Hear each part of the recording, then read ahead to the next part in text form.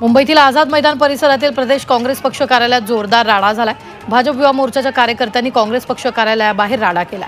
यावेळी आंदोलकांनी काँग्रेस पक्ष कार्यालयातील पोस्टर्सवर शाई फेकली। यावेळी पोलिसांनी आंदोलकांवर लाठीचार्ज करावा लागला। मुंबईत काँग्रेस कार्यालयाची तोडफोड भाजपनं पोचलेल्या गुंडांनी केली अशी टीका काँग्रेस नेते विजय वडेट्टीवार यांनी केली, तर हल्लेखोरांनी काँग्रेस कार्यालयावर दगडफेक आणि शाईफेक केल्याचा आरोपही वडेट्टीवारांनी केला। भाजपच्या कार्यकर्त्यांनी केलेली तोडफोड ही निंदनीय आणि लोकशाहीला काळीमा फासणारी आहे अशी टीका काँग्रेस नेते नितीन राऊत यांनी केली आहे। तर ही घटना लोकशाही विरोधी असल्याचंही राऊत म्हणाले। मुंबईतील काँग्रेस कार्यालयावर झालेल्या हल्ल्यावर काँग्रेस खासदार वर्षा गायकवाड यांनी प्रतिक्रिया दिली। काँग्रेस कार्यालयावर झालेला हल्ला भ्याड असून त्याचा मी निषेध करतो असं वक्तव्य वर्षा गायकवाड यांनी केलं। दुसऱ्या पक्षाच्या कार्यालयात जाऊन तोडफोड करणं हा अतिरेक असून याचा निषेध झाला पाहिजे अशी प्रतिक्रिया जयंत पाटलांनी दिली। तर या गुंडाराज प्रकरणी मुख्यमंत्री फडणवीसांनी उत्तर द्यावं असंही जयंत पाटील म्हणाले। मुंबई काँग्रेस कार्यालयावर झालेला हल्ला हा मनुवादी मानसिकतेचा असून भाजपची संविधान विरोधी मानसिकता पुन्हा समोर आली आहे असा हल्लाबोल काँग्रेस आमदार ज्योती गायकवाड यांनी केला। अमित शहांचं प्रकरण भरकटवण्यासाठी भाजप असे हल्ले करत असल्याचा आरोप गायकवाड यांनी केला। मुंबईत वंचित बहुजन आघाडीनं अमित शहांविरोधात आंदोलन केले। बीएमसी समोर वंचितकडून अमित शहांच्या वक्तव्याचा निषेध करण्यात आला। या आंदोलनात प्रकाश आंबेडकरांनी सहभाग घेतला। अमित शहांनी बाबासाहेब आंबेडकरांवर केलेल्या वक्तव्याप्रकरणी प्रकाश आंबेडकरांनी संतप्त प्रतिक्रिया दिली। पंतप्रधान मोदींनी अमित शहांचा गृहमंत्रीपदाचा राजीनामा घ्यावा अशी मागणी प्रकाश आंबेडकरांनी केली। अमित शहांनी आंबेडकरांबद्दलच्या केलेल्या वक्तव्याचा समाजवादी पार्टीच्या खासदारांनी निषेध केला। तर या प्रकरणी भाजपनं माफी मागावी अशी मागणी खासदार डिंपल यादव यांनी केली आहे। तसंच भाजप आंबेडकरांच्या तत्वांच्या विरोधात आहे असा आरोपही त्यांनी केला। मावळमध्ये आंबेडकरी संघटनेच्या वतीनं अमित शहा यांच्या विरोधात आंदोलन करण्यात आले। केंद्रीय गृहमंत्री अमित शहा यांनी राजीनामा द्यावा, भाजपनं पक्षातून त्यांची हकालपट्टी करावी अशी मागणी करण्यात आली। केंद्रीय गृहमंत्री अमित शहांनी बाबासाहेब आंबेडकरांबाबत केलेल्या विधानावरून कोल्हापुरात शिवसेना ठाकरे पक्ष आक्रमक झालाय। दरम्यान बिंदू चौकात बाबासाहेबांच्या पुतळ्याला अभिवादन करून भाजप विरोधात निदर्शनं केली। यावेळी उपनेते संजय पवार आणि नेते विजय देवणे उपस्थित होते। वाशिमच्या मंगळुरू-पीरमध्ये आंबेडकरांच्या पुतळ्याजवळ अमित शहांच्या वक्तव्याचा निषेध करण्यात आला। आंदोलनावेळी अमित शहांच्या प्रतिकात्मक पुतळ्याला जोडे मारत निषेध नोंदवण्यात आलेला आहे। परभणीतील घटनेचा आणि गृहमंत्री अमित शहा यांच्या वक्तव्याचा आरपीआयचे अध्यक्ष दीपक निकाळजे यांनी निषेध केला। दरम्यान पंतप्रधान मोदींनी अमित शहांना मंत्रिमंडळातून तडीपार करावं अशी मागणी करण्यात आली आहे। अमित शहा हे बाबासाहेबांमुळेच मंत्रिमंडळात बसू शकले, त्यांनी आंबेडकरांचा एकेरी उल्लेख करायला नको असं ते म्हणाले। बीडमधील सूर्यवंशी हत्या प्रकरणावरून स्वाभिमानी शेतकरी संघटनेचे राजू शेट्टी यांनी सरकारवर टीका केली आहे। राज्यात गुन्हेगारांवर कायद्याचा धाक राहिला नाही आणि कायदा हा फक्त पुस्तकात आहेत का असा संतप्त सवाल त्यांनी केला। तसंच राज्यात गृहमंत्री कोण आहे हे देखील स्पष्ट करावं असा टोला देखील त्यांनी लगावला। सांगलीमध्ये ते बोलत होते। राहुल गांधींनी मला धक्काबुक्की केली असा गंभीर आरोप भाजपच्या महिला खासदार कोहण्याक यांनी केला। या प्रकरणी राज्यसभेच्या अध्यक्षांकडे तक्रार केल्याचंही त्यांनी म्हटलं। संसदेच्या पवित्र सदनात धक्काबुक्की होणं ही अशोभनीय गोष्ट आहे अशी टीका शिवसेना खासदार रवींद्र वायकर यांनी केली। जे घडलं ते चुकीचं असल्याचंही वायकर म्हणाले। सत्ताधाऱ्यांच्या धक्काबुक्कीच्या आरोपावर काँग्रेस खासदार प्रियंका गांधींनी प्रत्युत्तर दिले। अमित शहांना वाचवण्यासाठी हे नाटक होत असल्याचा आरोप प्रियंका गांधींनी केला।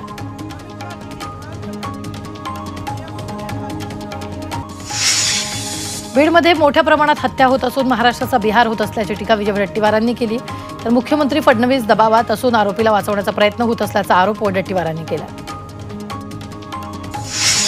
अजित पवारांना काही लोक परमनंट उपमुख्यमंत्री म्हणतात, मात्र माझ्या तुम्हाला शुभेच्छा आहेत। तुम्ही कधीतरी मुख्यमंत्री व्हाल अशी इच्छा मुख्यमंत्री फडणवीस यांनी व्यक्त केली आहे। विधानसभेत ते बोलत होते। कर्नाटकचे काँग्रेस आमदार लक्ष्मण सवदी यांनी केलेल्या वक्तव्यानंतर सीमा भागातील मराठी समाज संतप्त झालाय। सवदी यांचा अभ्यास कमी असून त्यांनी अभ्यास करून वक्तव्य करावं अशी टीका महाराष्ट्र एकीकरण समितीच्या कार्यकर्त्यांनी केली। विधान परिषदेच्या सभापतीपदी एकमतानं भाजपच्या राम शिंदेंची निवड झाली आहे। माझी निवड केल्याबाबत आनंद झाल्याची प्रतिक्रिया राम शिंदेंनी व्यक्त केली। तर कोणताही भेदभाव न करता जनतेच्या प्रश्नांना प्राधान्य देण्याचा प्रयत्न करणार असल्याचा विश्वास त्यांनी व्यक्त केला आहे। वाशिम तालुक्यातील आंबेडकरी अनुयायांनी मंगळुरू-पीरमध्ये अमित शहा यांच्या वादग्रस्त विधानाचा तीव्र निषेध केला। दरम्यान शहांच्या प्रतिकात्मक पुतळ्याला जोडे मारून त्यांचं दहन करण्यात आलं। यावेळी संविधान, सामाजिक न्याय आणि डॉ. बाबासाहेब आंबेडकर यांच्या विचारांची जपणूक करण्याची मागणी त्यांनी केली आहे। परभणीच्या जिंतूरमध्ये सकल मराठा समाजाच्या वतीनं आसूड मोर्चा काढण्यात आला। संतोष देशमुख यांच्या निर्गुण हत्या प्रकरणातील सर्व आरोपींना अटक करण्यात यावी तसंच आरोपींना फाशीची शिक्षा व्हावी या मागणीसाठी हा मोर्चा काढण्यात आला।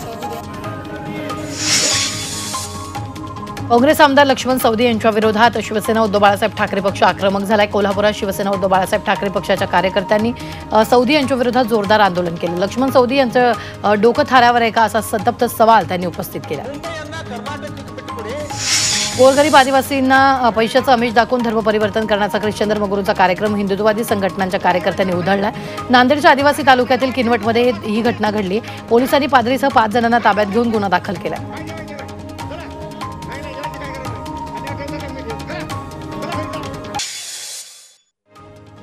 लाडक्या बहिणींना पुढचा हप्ता डिसेंबरमध्ये मिळणार आहे। मुख्यमंत्री देवेंद्र फडणवीसांनी याबाबत विधानसभेत घोषणा केली आहे। अधिवेशनानंतर लाडकी बहीण योजनेचा हप्ता देणार असल्याचं फडणवीस यांनी म्हटलेलं आहे।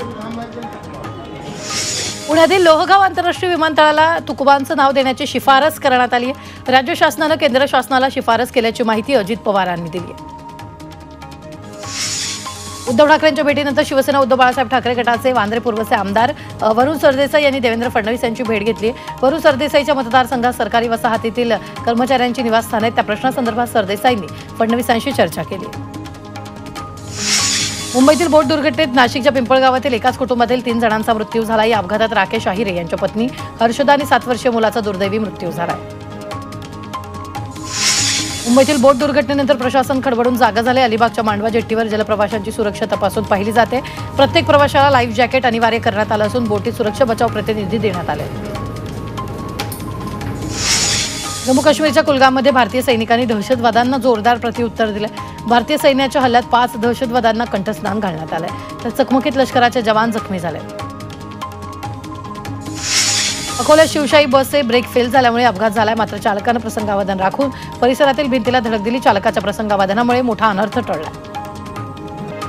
बारामती शिकाऊ पायलटचा उपचारादरम्यान मृत्यू झालाय। 9 डिसेंबरला झालेल्या कारच्या अपघातात 2 पायलट ठार झाले होते तर दोघांची प्रकृती गंभीर होती। त्यापैकी चेष्टा बिष्णोई हिचा उपचारादरम्यान मृत्यू झालाय। तिने मृत्यूनंतर 8 जणांना अवयव दानही केले। नागपुरातील कपिलनगरमध्ये दरोडेखोरांनी एका कुटुंबातील 5 सदस्यांना शस्त्राचा धाक दाखवून 5 लाखांची रोकड आणि सोन्याचे दागिने 6 मोबाईल लुटलेत।